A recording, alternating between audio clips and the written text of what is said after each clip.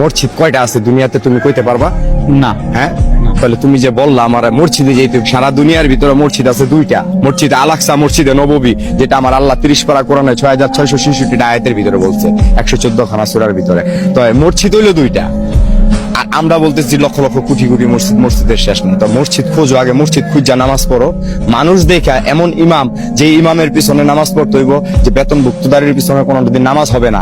আল্লাহ বলছে যে আলিফ লাম মিম যালিকাল কিতাব লা রাইবা ফিহি হুদাল লিল মুত্তাকিন, কোরআনে কোনো ভুল ত্রুটি নাই। তা আমরা এই কোরআন বিকৃতি করে খাইতেছি কেন? খাইতেছি, আমিও তো মানুষ, তুমিও মানুষ, আমি তো তোমার ডিস্টার্ব করি না। আমি একটুখানি গাঁজা খাই দেখি এই জন্য আমি তোমার কাছে খারাপ, কিন্তু যারা নি এরকম হাজার হাজার কোটি কোটি টাকার পাহাড় নিয়ে ঘুরতেছে, কালো টাকার পাহাড় নিয়ে ঘুরতেছে, তারা কি করতেছে? ও আমরা এখন রাস্তাঘাটে থাকি দেখে আমাদের কিছু নাই দেখে এই জন্য এরকম নাকি?